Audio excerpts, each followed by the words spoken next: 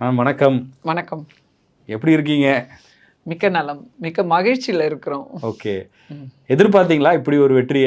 நிச்சயமா நாங்க எதிர்பார்த்தோம் தான் இந்த வெற்றிய. பெரும்பான்மையான ஒரு ஓட்டு வித்தியாசத்துல அவங்க ஜெயிப்பாங்கன்னு நல்லா தெரியும். போற இடம் ஃபுல்லா மக்கள் வந்து என்ன நினைக்கிறாங்க அப்படிங்கிறத கண்கூட பார்க்க முடிஞ்சுச்சு. அதனுடைய வெளிப்பாடு தான் இந்த வெற்றி. இது வந்து தமிழக வெற்றிக் கழகத்தின் வெற்றி மட்டும் கிடையாது. தமிழக மக்களினுடைய வெற்றியே இதுன்னு தான் கொண்டாடப்படுது. தா தமிழக அரசியல் வரலாறு மட்டும் கிடையாது. இந்திய அரசியல் வரலாற்றிலேயே இப்படி 2 வருஷம் கட்சி ஆரம்பித்த ஒரு கட்சி, இவ்வளோ பெரும்பான்மையான ஓட்டு வித்தியாசத்தில நிக்கிறாங்க அப்படின்னா, இதுக்கு வந்து மக்களினுடைய பெரும் சப்போர்ட்டு. அவங்க வந்து நல்லாட்சி வேணும்னு நெனச்சதனுடைய விளைவு, இந்த நல்லாட்சி மக்கள் கையில வந்து கிடைக்குது. ஓகே. நம்பர்ஸ் பார்க்கும்போது இன்னும் மெஜாரிட்டி, தனி மெஜாரிட்டின்றது கிடைக்கல. இன்னொரு கட்சியோட சப்போர்ட் அப்படின்றது தேவைப்படுற மாரி தான் போயிட்டுருக்கு. அது எந்த மாதிரி இருக்கும்னு பார்க்குறீங்க? ஏடிஎம்கேவ எடுத்துக்கோங்க, டிஎம்கேவ எடுத்துக்கோங்க. இவங்களோட கூட்டணியில இருக்கிற கட்சிகளினுடைய எண்ணிக்கைய நம்ம பார்க்கணும். இவங்க கிட்டத்தட்ட ஒரு 20 பேர் வச்சிருப்பாங்க கூட்டணி. அவர் ஒரு பக்கம் 20 பேர கூட்டணி வச்சிருப்பாங்க. இத்தன கூட்டணிகளோட நின்னு, ஓட்டா மக்களுக்கு வந்து பணமே குடுக்காம, இதுவரைக்கும் நீங்க பார்த்தீங்கன்னா 2 பேரும் வந்து கையில என்ன அளவுக்கு பணம் விளையாடுச்சுன்னு நம்ம பார்க்க முடிஞ்சுச்சு. எந்த ஒரு பணமும் குடுக்காமல் மக்களினுடைய நம்பிக்கைய பெற்று இந்த அளவுக்கு ஜெயிக்கிறாரு அப்படிங்கிறதே பெரிய வெற்றி தான் அது. அதை தாண்டி வந்து நீங்க இன்னும் ரிசல்ட் வர்றதுக்கு நமக்கு டைம் இருக்குது. நிச்சயமாக தமிழக வெற்றிக் கழகம் தனித்து ஆட்சி அமைக்கும். நம்பிக்கையோட இருக்கீங்க. நிச்சயமா நம்பிக்கையோட இருக்கிறோம். திமுக வந்து 200க்கு மேல ஜெயிப்போம்னு சொல்லிட்டு இருந்தாங்க. ஆமா. அவங்களோட நம்பர்ஸ் குறைஞ்சிருக்கு.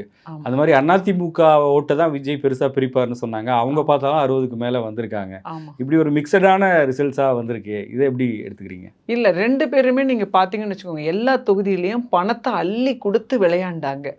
அத வந்து நம்ம எல்லா இடத்துலயும் மறுக்க முடியாதது. இப்படி தேர்தல் ஆணையம் இருந்துச்சு, இவ்வளோ அதிகாரிகள் இருந்தாங்க. பொதுமக்கள் தான் வந்து தொடர்ந்து எப்பவும் போல பாதிக்கப்பட்டோம். ஒருத்தருனுடைய வண்டியும் சரி, காரும் சரி தொடர்ந்து நம்மள தான் வந்து போட்டு படுத்துனாங்களே தவிர, ஆனா அவங்களுடைய பணம் வந்து எல்லா இடத்துலயும் போய் சேர்ந்துச்சு. அதையும் தாண்டி இன்னைக்கு மக்கள் வந்து இவ்வளோ ஒரு பெரிய வெற்றி குடுத்துருக்குறாங்க. சில தொகுதிகள்ல மக்கள் நலன் சார்ந்த நலன்கள் நடந்துச்சுல்ல, அந்த தொகுதிகள்ல பரம்பரையாவே நாங்க இங்க தான் போடுவோம் அப்படிங்கிறவங்களுடைய வாக்குகள் அவர்களுக்கு விழுந்திருக்கலாம். ஆனா இந்த வெற்றி அப்படிங்கிறது இமாலய வெற்றி இது. தற்குறிகள்னு சொன்னாங்க. இந்த கூட்டத்த வச்சு இவர் அரசியல் கட்சி ஆரம்பிக்கிறாராம். இவரெல்லாம் முதலமைச்சர் ஆயிருவாரா? அப்படின்லாம் பேசினாங்க. அவங்களுக்கெல்லாம் என்ன சொல்லணும்னு நினைக்கிறீங்க? தமிழக வெற்றிக் கழகத்தினுடைய தலைவர் கட்சி ஆரம்பிச்சதுல தொடங்கி, இன்றைய நிலை வரைக்கும் விஜய் அவர்களாகட்டும், அவர்களுடைய கட்சியில் இருக்கக்கூடிய தொண்டர்களாகட்டும், நிர்வாகிகளாகட்டும், இவர்கள் வந்து அனுபவித்த வலியும், அவமானங்களும்னு பார்த்தீங்கன்னா, பெரிய அவமானங்கள். அதாவது அந்த தலைவரை மட்டும் இல்லாம, அவங்களுடைய தொண்டர்களையும் வந்து எதிர்க்கட்சியினர் விமர்சித்தது மாதிரி யாருமே விமர்சிச்சிருக்க மாட்டாங்க. அவங்களுக்கு எதுவுமே தெரியாத தற்குறிகள்னு தொடங்கி, கடைசியா நீங்க பார்த்தா கூட, இப்ப சமீபத்தில ஒரு 4, 5 நாளைக்கு முன்னாடி, சோசியல் மீடியா ஃபுல்லாவே வந்து ஆம்புலன்ஸ் எல்லாம் ரெடியா வச்சுக்கோங்க. எல்லா ஹாஸ்பிட்டல்ஸ்லயும் பார்த்தீங்கன்னா, ஐசியூலாம் ரெடியா வச்சுக்கிடுங்க. ஏன்னா, பல தற்கொலைகள் எல்லாம் வரும். வந்து நிக்கும். நெறைய பேர் செத்து வருவாங்க. வீட்ல இருக்க குழந்தைகள் எல்லாம் பத்திரமா பார்த்துக்கிடுங்க. எத்தன குழந்தைகள் சாவுன்னு தெரியாது அப்படிங்கிறது. இது என்ன மாரியான ஒரு வன்மத்தோட உச்சமா நம்ம பார்க்க முடியுது? உங்களுக்கு வாக்களிக்கல அப்படின்னா, அவங்க எல்லாம் செத்துறணும்னு நெனைக்கிறீங்களா நீங்க? அப்ப இதையெல்லாம் தாண்டி இன்னைக்கு வந்து நம்ம ஜெயிச்சே ஆகணும்ங்கிற ஒரே லட்சியத்தோட, மக்களுக்கு நல்லது மட்டுமே செய்யணுங்கிற ஒரே குறிக்கோளோட முன்னாடி போனதனுடைய விளைவு மக்கள் இது போன்ற ஒரு வெற்றியை குடுத்திருக்கிறாங்க. அந்த அவமானங்கள்லாம் பார்த்தீங்கன்னா, இப்ப என்ன கூட பாருங்களேன். பெரிய குடும்பத்திலருந்து பெரிய தலைவர் பெருந்தலைவருடைய குடும்பத்திலருந்து நீங்க வந்தீங்க. போயும் ஒரு நடிகருடைய கட்சியில போய் நீங்க சேர்ந்துட்டீங்களே அப்படின்ற மாதிரி எல்லாம் எல்லாரும் தனிப்பட்ட முறையில தாக்கப்பட்டார்கள் தான். அதையெல்லாம் தாண்டி ஒரு நம்பிக்கை வைக்கிறோம். நிச்சயம் நம்பிக்கைக்குரிய முகமாக அவர் இருப்பார். இத்தனை ஆண்டு காலம் ஆட்சி செய்தவங்க வந்து இன்னைக்கு தூக்கி அடிக்கிறாங்க. சிஎம் கூட ஜெயிக்க முடியல அப்படிங்கும்போது, மக்கள் வந்து வெறுத்து போய் தான் இந்த முடிவுக்கு வந்திருக்கிறாங்கன்னு தான் நான் பார்க்குறேன். ஓகே. இப்ப இவர சொன்னாங்க இல்லையா? விஜய வந்து இவர் நடிகரு, இவர் ஒரு கூத்தாடி, இவருக்கு என்ன தெரியும்? அப்படின்ற ஆமா, விமர்சனங்கள் இவருக்கு மேலயும் ஆமா, வந்துச்சு. அவருடைய தனிப்பட்ட வாழ்க்கை அதையெல்லாம் கூட உள்ள கொண்டு ஆமா, வந்தாங்க. ஆமா, அதை எப்படி அவர் பெரும்பாலும் அமைதியா இருந்து, அதுக்கு எதுக்கும் பதில் சொல்லாம, அவர் என்ன ஆமா, பேசணுமோ அத மட்டும் பேசிக்கிட்டே இருந்தாரு. ஆமா. நீங்க அந்த பார்ட்டியில ரொம்ப க்ளோஸா ஹை கமாண்டோட ஒர்க் பண்ணக்கூடிய ஒரு பெர்சன். எப்படி இருந்துச்சு அந்த பீரியட்லலாம் கட்சி எப்படி நகர்ந்தது? அதுக்கப்புறம் இப்ப நீங்க வெற்றியையும் பார்க்குறீங்க. ஆமா. இந்த டிரான்ஸ்ஃபர்மேஷன் எப்படி இருக்கு? இல்ல திமுக அப்படிங்கிறது வந்து இத்தனை ஆண்டு காலத்துல அவங்கள யார் எதிர்க்கிறாங்களோ, அவர்களை வந்து அவங்க வந்து என்ன என்ன எந்த அளவுக்கு தரம் தாழ்ந்து கீழ இறங்கி அவங்கள வந்து தாக்க முடியுமோ, அத வந்து அவங்க செய்வாங்க. 2வது அதுலயும் அவங்க கலங்காம நிக்கிறாங்க அப்படின்னா, அவங்க குடும்பத்தையே இழுப்பாங்க. என்னெல்லாம் உங்கள வந்து சைக்காலஜிக்கலா உங்க மனச வந்து அட்டாக் பண்ண முடியுமோ, அந்த வேலைகள் எல்லாம் அவங்க செய்வாங்க. அதையே தான் வந்து தலைவர் அவர்களுடைய விஷயத்திலயும் அவங்க கையில எடுத்தாங்க. அவங்க ஒருத்தரையும் வச்சு குடும்பத்தில இருக்க நபர்கள் மூலியமாக வந்து அவருக்கு பெரிய மன அழுத்தத்த எல்லாம் குடுத்தாங்க. அந்த நேரத்தில நாங்க நெனச்சது ஒண்ணு தான். எதிர்க்கிறவங்க வந்து சாதாரண ஆள் கிடையாது. அவங்க கிட்ட ஆள் பலம் இருக்கு. பணபலம் மக்களிடமிருந்து கொள்ளையடிக்கப்பட்ட பணம் பல லட்சம் கோடிகள் இருக்குது. அத வச்சு அவங்க என்ன வேணா பண்ணுவாங்க அப்படிங்கிறதெல்லாம் நாங்க நல்லாவே புரிஞ்சுக்கிட்டோம். ஆனா, நம்ம மக்களுக்கு நல்லது செய்யணும், நல்ல ஆட்சிய கொண்டு வரணும், இந்த ஆட்சிய அப்புறப்படுத்தணும்ங்கிறதுல ஒருத்தரும் ரொம்ப தீர்க்கமாகவும், தெளிவாகவும், ரொம்ப உறுதியோடையும் இருந்தோம். அதற்கான வெற்றி தான் இது நமக்கு கிடைச்சிருக்கு. மக்கள் அப்ப புரிஞ்சுக்கிட்டாங்க, இதெல்லாம் இவங்க செய்ய தானே செய்வாங்க அப்படின்ட்டு. இன்னும் எதுவும் செஞ்சுருவாங்களோ அப்படின்ற ஒரு பயமெல்லாம் கூட எங்களுக்கு இருந்தது. அந்த எலக்ஷன் தேர்தல் நாள் அன்னைக்கெல்லாம் கூட ரொம்ப ஆசாசையாக ஓட்டு போடுறதுக்கு அவரு மாதிரியே ட்ரெஸ் போட்டுட்டுலாம் வந்ததெல்லாம் நீங்க எந்த ஒரு ஆ தேர்தல் நாள் அன்னைக்கும் நம்ம பார்க்காத ஒரு விஷயங்கள் எல்லாம் நடந்துச்சு. அன்னைக்கும் எல்லாருமே சேஃப்டியா இருக்கணும், எல்லாரும் பத்திரமா இருக்கணும்னு மட்டும் நாங்க பிரேயர் பண்ணிக்கிட்டு இருந்தோம். நல்லபடியாக நடந்து முடிந்து, மிக பெரும்பான்மையான ஓட்டு வித்தியாசத்தில வந்து லீடிங்ல நின்னுகிட்டு இருக்காங்க. நிச்சயம் வந்து ஆட்சி அமைப்பார் பாருங்க. வரலாறுல விஜய்க்கு என்ன இடம் இருக்கும்னு நினைக்கிறீங்க? ஏன்னா, அவர் வந்தப்ப எல்லாருமே ஒரு கம்பேரிசன் எடுத்தாங்க. ஆமா, அவர் அடுத்த பாக்யராஜ், அடுத்த ஆமா, கமலஹாசன், அடுத்த ஆமா, டி. ராஜேந்தர், அடுத்த சரத்குமார்ன்லாம் ஆமா, சொன்னாங்க. ஆமா, இவர போய் எம்ஜிஆர் கூடலாம் ஒப்பிடுறீங்களேன்னு சொன்னாங்க. ஆமா, இந்த ஆமா. ரிசல்ட் என்ன சொல்லியிருக்கு? வரலாறுல விஜய் என்னவா இருப்பார்?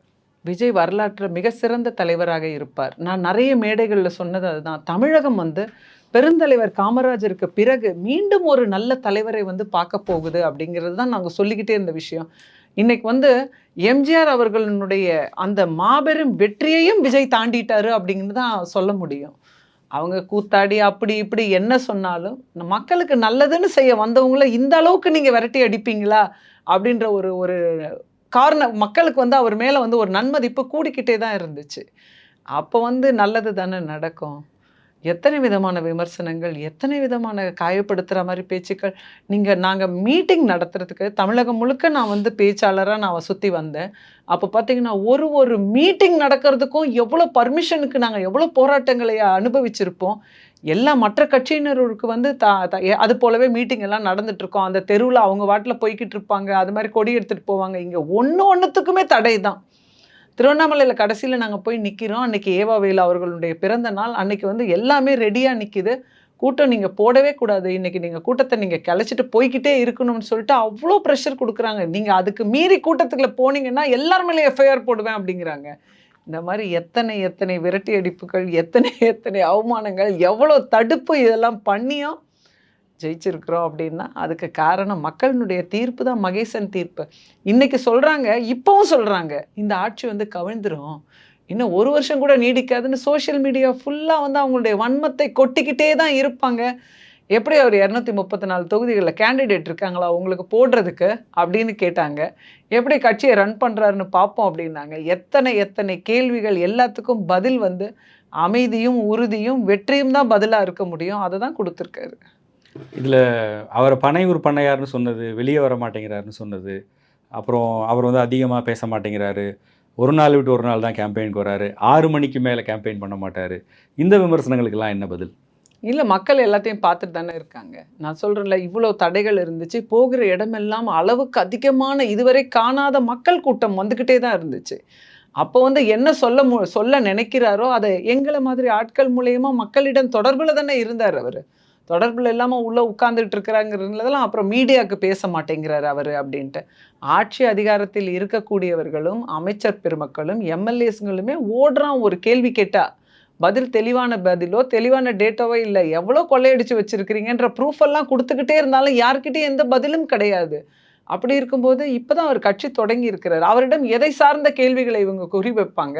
மீடியா இன்னைக்கு மொத்தமும் யார் கண்ட்ரோல்ல இருக்குது எல்லாமே நமக்கு தெரியும். அதனால அவர் என்ன சொல்ல வர்றாரோ, என்ன ஒரு மாற்றமான அரசியல் வேணும் அப்படிங்கிறத மக்கள் தான் நெனைச்சாங்க, வேண்டும் அப்படின்ட்டு. ஏன்னா, ஒருத்தரும் சரி, தனிப்பட்ட முறையில ஒரு குடும்பமும் சரி, பார்த்துக்கிட்டு தான் இருக்கிறாங்க இன்னைக்கு அரசியல. அவங்க சொன்ன வாக்குறுதிகள் எதெல்லாம் நிறைவேற்றாம போனாங்க, அவங்களுடைய குடும்பமா இது என்ன மன்னராட்சியா இது? மன்னராட்சி நடக்கிற மாதிரி ஒருத்தருடைய குடும்பத்தில இருந்த அவங்களுடைய வாரிசுகள் மட்டுமே ஆளக்கூடிய நிலைமைன்னா, இன்னைக்கு பாருங்க நீங்க. இன்னைக்கு எத்தனை எம்எல்ஏஸ் நின்னுட்டு இருக்கிறாங்க அப்படின்னா, அவங்களுக்கு சொந்த வீடு கூட இல்லாதவங்க.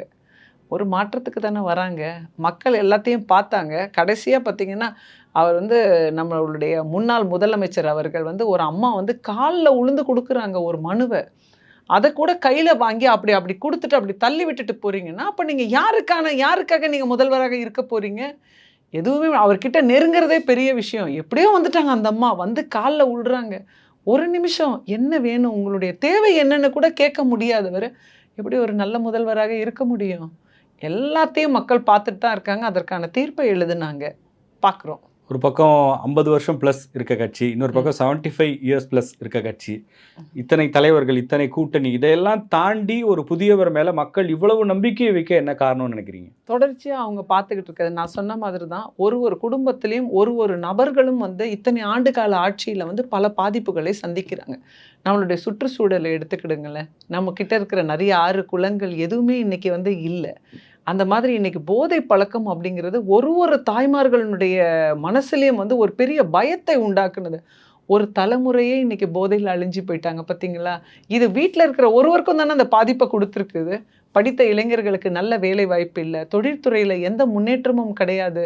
இன்னைக்கு இன்ஜினியரிங் படிச்ச பசங்க தன்னுடைய வேலை சார்ந்து எந்த இதுவுமே பார்க்காம எங்கெங்கேயோ கையில கிடைச்ச வேலையெல்லாம் பார்க்குறாங்க அப்படின்னும்போது, ஒருத்தரும் வீட்டுக்குள்ள பாதிக்கப்படுறாங்க. அப்ப சொன்ன வாக்குறுதிகள் எதுவும் சரியில்ல.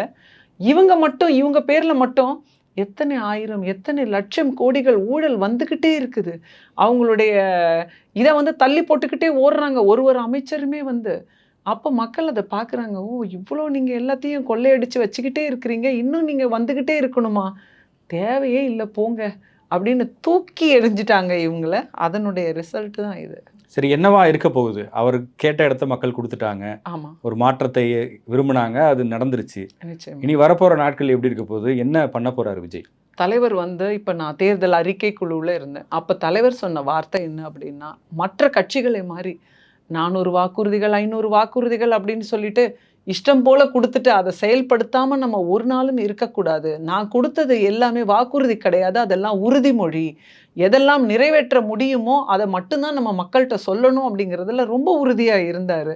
ஸோ அவர் என்ன சொன்னாரோ, அந்த வாக்குறுதிகள் அத்தனையுமே மக்களுக்கு கொடுத்த வாக்குறுதிகள் அத்தனையுமே வந்து செயல்படுத்துவதற்கு தயாராக இருக்கிறாரு. நிச்சயம் ஒரு நல்ல ஒரு ஆட்சியை, ஊழலற்ற ஒரு ஆட்சியை, போதை இல்லாத ஒரு ஆட்சியை, தாய்மார்களுக்கும், குழந்தைகளுக்கும், பெண்களுக்கும் பாதுகாப்பான ஒரு ஆட்சியை நிச்சயம் வந்து தமிழக வெற்றிக் கழகத்தின் தலைவர், இப்போ வந்து முதல்வராக பொறுப்பேற்க இருக்கின்ற நம்மளுடைய புரட்சி தளபதி அவர்கள் நிச்சயம் அதை செய்வார். தமிழக மக்கள் இத்தனை பேர் நம்பி ஓட்டு போட்டவர்களுடைய நம்பிக்கைக்கு பாத்திரமாக அவர் இருப்பார் அப்படிங்கிறது 100க்கு 100 உண்மை. Thank you ma'am.